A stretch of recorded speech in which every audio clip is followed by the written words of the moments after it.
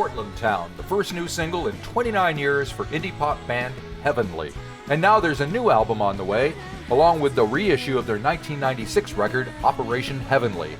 And there's an occasional live show or two. We found Amelia, Fletcher, and Rob Pursey in Kent and asked them what inspired all this activity.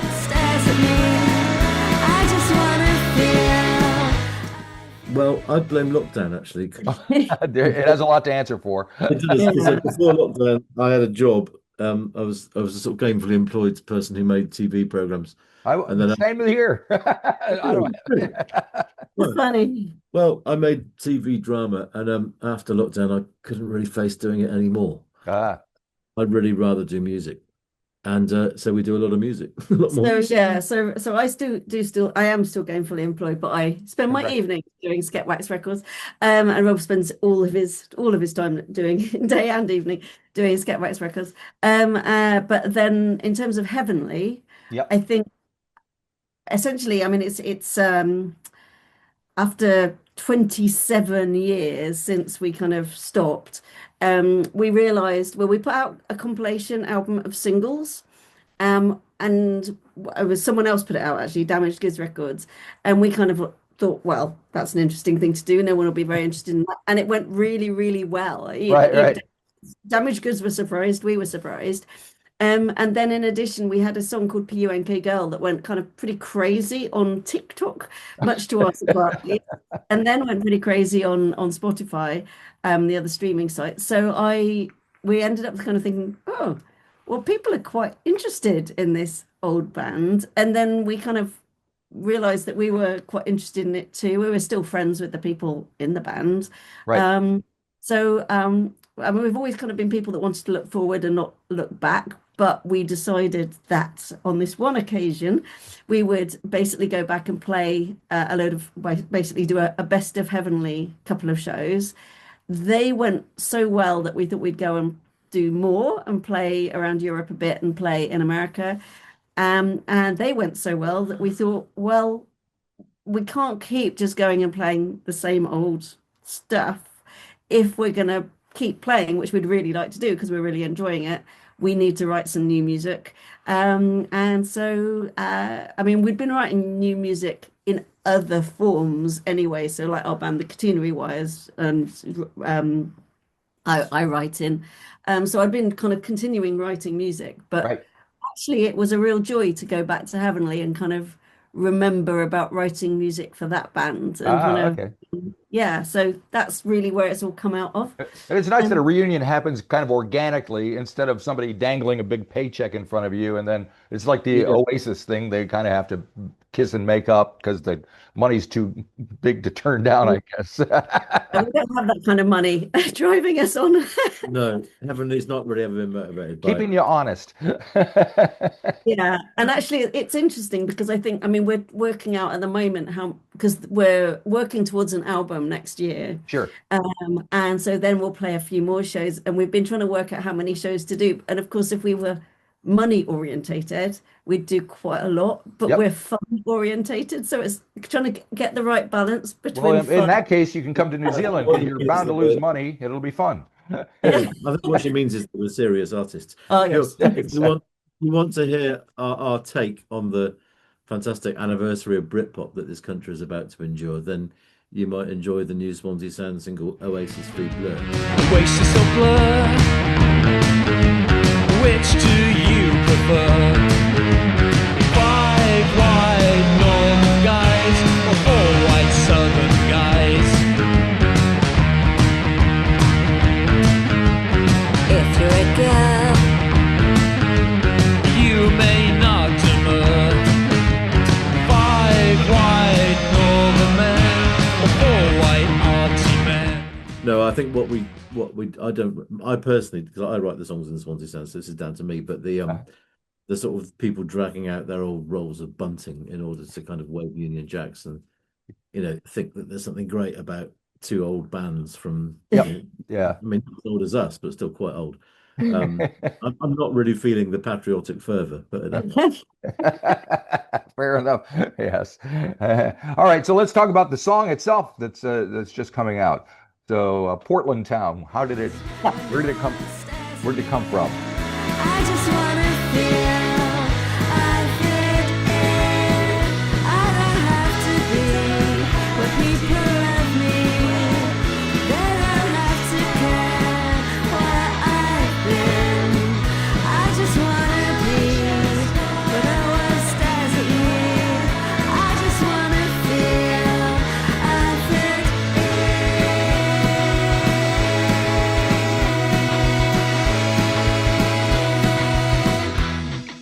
Well, it was inspired by a variety of people I know that have kind of ended up in Portland, of various kind of people that I've known from kind of different environments, all of whom I think got attracted to Portland because it was a place that they felt they could really be themselves. Which Portland are we talking about?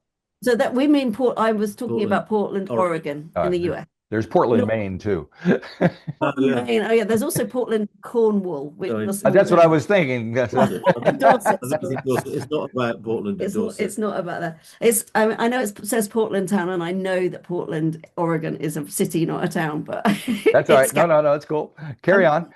And and I was kind of quite inspired by some of these people's stories, that they'd kind of come from parts of America where they just felt they couldn't fit in, and just kind of finding this place that was good for them, and it was people that were kind of divergent in all sorts of ways, from kind of trans to just female, but feeling not comfortable in their where they were, and so I kind of thought that was a nice thing to write a song about. So it's inspired by that, really.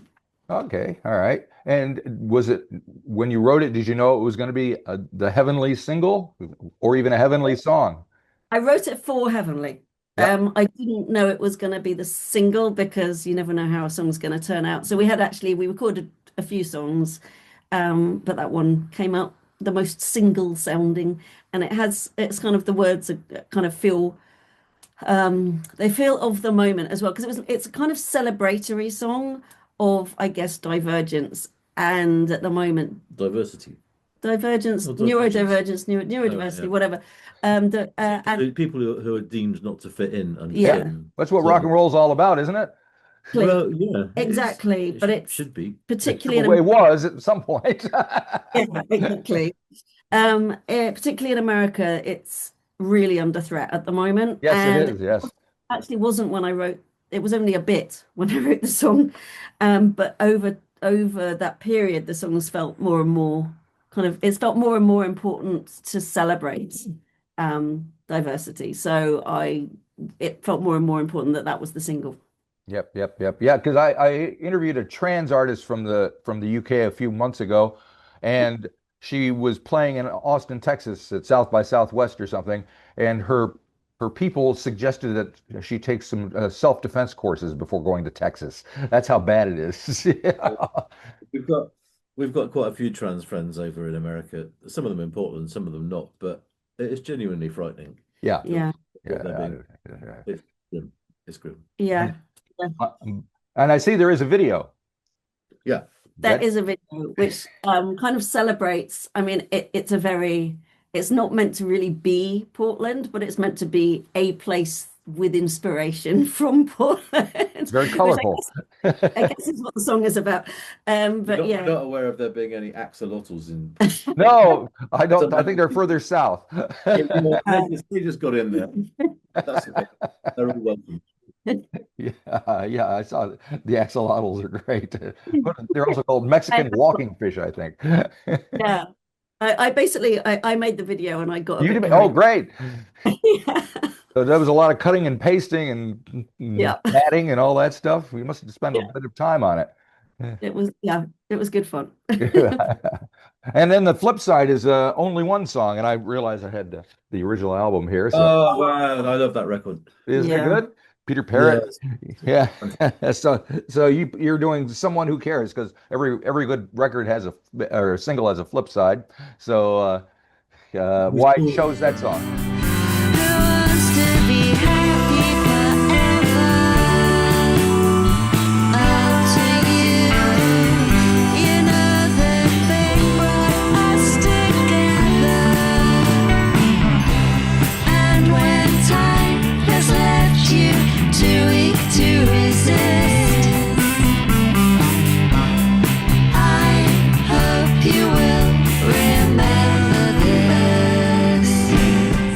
went to see. I mean, I love the only ones, I always have, but we went to see Peter Perrett quite recently, earlier this year, playing in Bristol, which is where I'm from.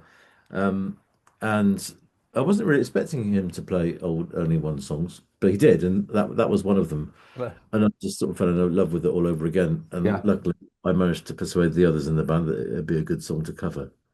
Yeah. We decided we should do a cover because although I'm enjoying writing heavenly songs, I'm s- I'm slightly struggling to complete the album's worth of songs. Gotcha. Uh, That took a uh, little pressure off, right?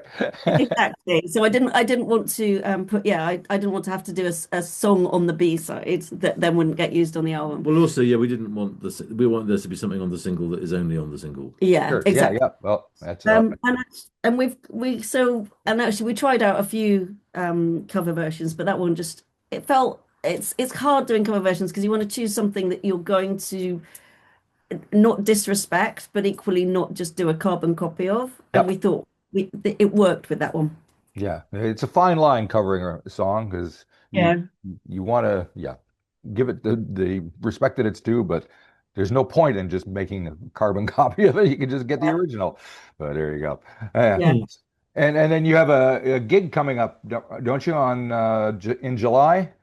Yeah, we're doing. There's only one Heavenly gig this year, and it's in July the 19th Yeah. in Islington Assembly Hall.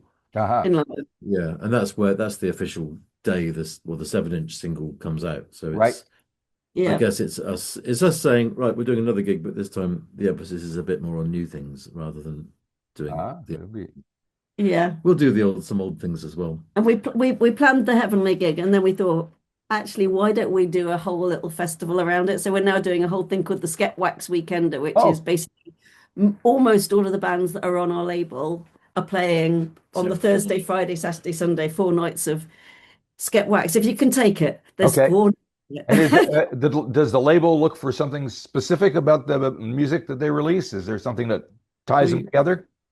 Well, we have to like it. It's probably going to be. It's quite likely to be pop. It's not going to be rock. It's not going to be mainstream pop. It's quite likely to involve women or not be dominated by men.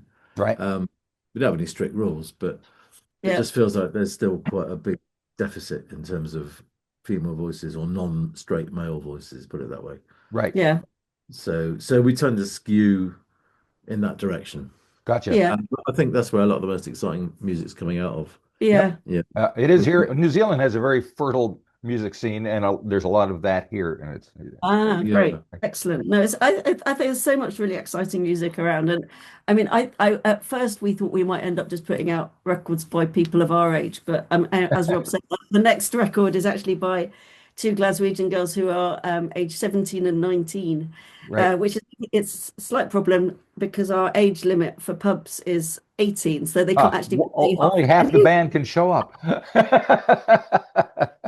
But you know, it's a nice problem to have. Sneak one of them in a guitar case, no one will know. And are you reissuing your album, your Operation Heavenly album, a week after that? We are indeed. So we've gradually re-released all of the albums, and done kind of nice little booklets as well. And so that's the final one that's taken us a bit of time to do because we've been too busy on other things, but it's finally coming out. And I'm really pleased because it was the last album, and as I think you're probably aware, my brother, who was our drummer, and he died kind of pretty much when the album was coming out. So we never did tour. We never really toured it. We kind of all lost enthusiasm. So although we really liked the album, it didn't do very well, basically. Right. And I think it didn't do very well because we didn't do anything with it. So it's actually really nice to be able to now put it out and do something with it and actually kind of play those songs and be excited about it. And what does it sound like to you 40 years later or 30 years later? 30 years later. It's weirdly fresh, It actually. sounds quite fresh. I think because some of the songs on the album, I think it's the best one we did, but some of those songs we probably never played live. So we would have played if Matthew hadn't died, we'd have been doing a tour and playing those songs Yeah. live. So it's almost like they never really quite came out. So they feel kind of new to me. Yeah. And I think they're good. Well, I think it's I think it's the best record we did. So Yeah, and for quite a long time they weren't actually because we kind of forgot about it. So they weren't even available on streaming sites because most of our records we did for a label called Sarah Yeah, um, in the UK and K in America. right. That one is also on K in America, but in the UK we did it on a label that then sold out to another label that then sold out to another label, and kind of the album got lost. Yeah. As maybe it was on streaming sites in America, but it wasn't over here. And we suddenly realized it was kind of missing from the world. So we put it out, and even then it was kind of, oh wow, that's kind of. So I think people even at that point. I mean, we didn't make much of a song and dance about it when we just stuck it up on the sites, but people suddenly were like, "Oh, I this think people started noticing these songs that we." I think Heavenly are quite a lucky band in some ways. We were talking to there's a company called Cargo who are our distributors, so they distribute Sure. our record. They do digital distribution for us as well, and we're talking to the guy who looks after that. He's quite a young guy, as you'd expect. And we were talking about Heavenly and this new single, and he said, "Oh, let me just look at the stats." And he was like, "Oh my God," because of all the bands on Cargo, the demographic profile of our fans, as far as streaming is concerned, is way, way younger than There's, most other bands. it's really female and or female stroke non-binary Uh-huh. and really young. Like about 90% is under 35. Right. We know who they are. Well, it's kind of nice. And do they come out to see you at the shows that you have done? In America, the gigs in America were brilliant because there were people old Heavenly. There were three categories. There was old Heavenly fans, like Yeah. yeah, ancient people like us, and there were another section who really liked it but were too young to go at the time, so also quite old. And then really, really, really, really young kids who often came with their mums or something, Right, right, right. who were this new load of people. Yeah, And that was the combination at the gigs mainly. Right. yeah. It was really great. So are you generating Heavenly merch? Because that's where all the money is, right? Well, we sell quite a lot of Heavenly t-shirts. Oh, good. And a lot of them are in America. Yeah. We sold uh, them to New Zealand. We have sold some. Yeah, so we do. And you're right. I mean, if you can sell, obviously selling records and CDs is the main thing, but selling t-shirts and stuff is really useful for keeping things afloat. Yeah, Yeah. yeah. Yeah. Uh-huh. So We've even done tea towels. Oh yeah, oh we yeah, did. yep. Tea towels are big, actually. Yeah, our tea towel was probably not suitable for most kitchens because we took a lyric from the song "At a Girl," and the lyric is, Well, it's very swearing. should I say it? No, he's on radio. I can say You can say whatever you want. It's F apostrophe I mean asterisk F you no way. It looks quite good in flowery letters on a tea towel. All right, that sounds fantastic. So I'm curious because we were talking like that Operation Heavenly came out in '96, and we kind of talked about Britpop and what was happening in the '90s, and the '90s in general is kind of going through this renaissance as times and decades do. At least we're done through the '80s now. So, Yeah. well, what are your feelings about that time? How did you feel like you didn't fit in then, or I know the term twee was bandied about, which probably was a derogatory term at the time, but has probably evolved since then. It has evolved. I It has mean, evolved. we still find it quite difficult because clearly people use it of us in a positive way, and we're Right. like, oh. It was mainly used by angry male journalists at the time. We thought bands should look and behave in a certain way, and we didn't fit. Yeah, So we didn't really fit in. But I think we were lucky because we had another life in America, and through the relationship with K Records and being part of that scene and the Riot Girl scene over there, it's almost like that became our Right. spiritual home, if you like. While everybody here was, it was all getting a little bit there's a much worse word that was used to describe bands that the opposite of us, which is bands with quote swagger, which means men, obviously, 'cause Yes, of women course. men swagger, and can swagger. can you? Yeah. I've never There you seen go. Look forward to that. So I think that while the scene over here was getting more and more swaggering, which meant blokes being a certain kind of bloke, it was I think Pete, the guitarist in Heavenly, said that as far as Britpop was concerned, that Heavenly were conscientious objectors. That's a good one. I like that. Like they're putting it. But actually, I mean, I do think that the music, some of the musicality of it did come through. So I think if you listen to that final album, you can hear the inspiration of kind of Pulp, for example, who you were talking about, and so some of the other bands that were around at the time. Likewise, the album before, even though people think of us as a twee band, actually you can really see hear the inspiration of Riot Girl. It's quite Yep. it's I think it's very clear. So, you know, we were a band we were more involved in Riot Girl. We weren't really involved in Britpop, but you can still hear the influences. So I you were think. like hanging out with Bikini Kill and stuff, right? Yeah, we were we were, yeah. That's pretty cool. And you wouldn't think that from just listening and going, well, No, I mean, I guess some of the songs we did around then, you could guess it a little more. yeah, But we were always, we didn't want to lose the pop side. We didn't want to start screaming too much. But I think lyrically it influenced us more. right. And of course, the music business is a very different business today than it was back in 1996. And since you run a record company, you're certainly aware of that. But as an artist, is it better, worse, just different? How do you feel about it?